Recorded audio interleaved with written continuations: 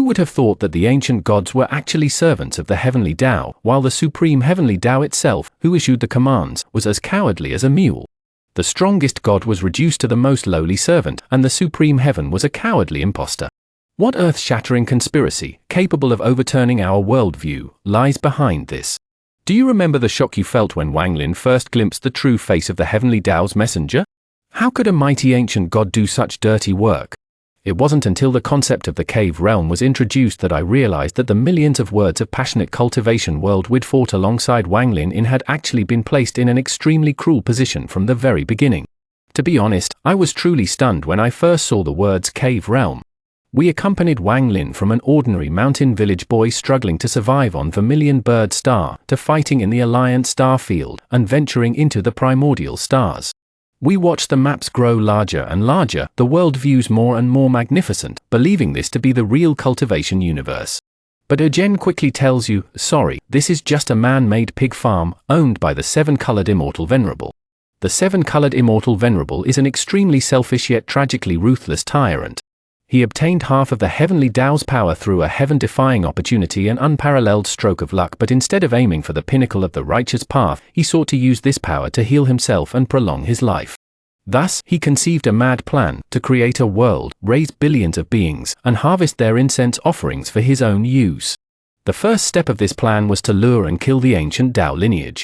Yi Mo's calculations here were truly ruthless. He used a precious treasure to lure Yi Mo, exploiting his greed, tricking him into his cave, and then, with the help of numerous experts, killed him with a single blow using the Li Guang bow.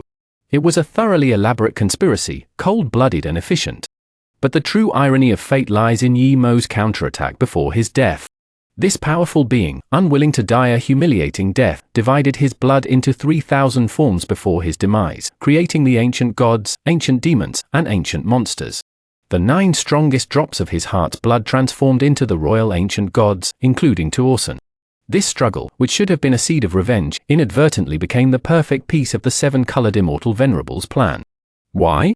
Because the seven-colored Immortal Venerable quickly discovered that the physical bodies of ordinary cultivators could not bear the Heavenly Dao rules he had established, while the abnormally powerful bodies of the ancient gods were simply natural vessels born for those rules.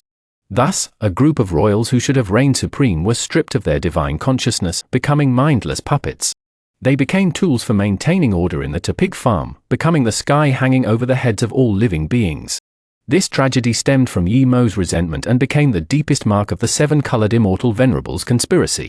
Wang Lin's reaction to all this was extremely complex. He had chased after an ancient god, beating him mercilessly for 200 years, simply because he mistakenly believed the god had captured Li Muwen.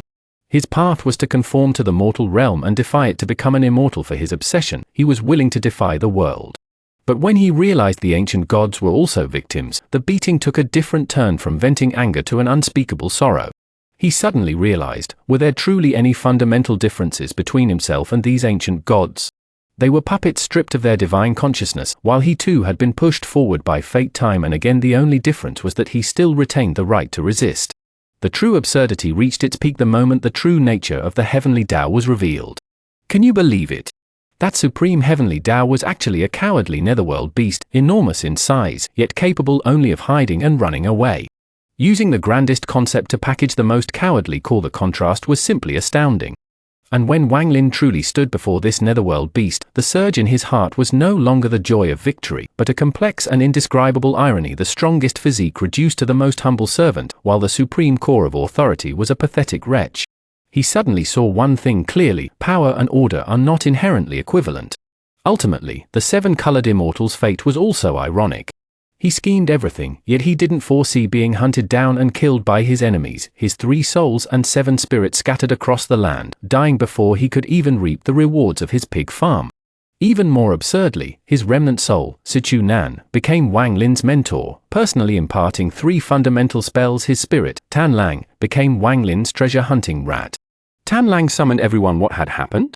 All his plans became the stepping stone for Wang Lin's path of defying fate. The story of the cave realm seems to have come to an end, and Wang Lin has become the new ruler of this world. But when we step back and look at it from a different perspective, is this truly the end? Wang Lin broke a fish tank, but beyond the fish tank lies the far more dangerous immortal continent. This gives me a sense of déjà vu. Wang Lin's story, seemingly a personal journey of defying fate, perhaps truly reflects each of our restless souls. We strive to break down layer after layer of barriers, but each breakthrough may only reveal an even larger cage.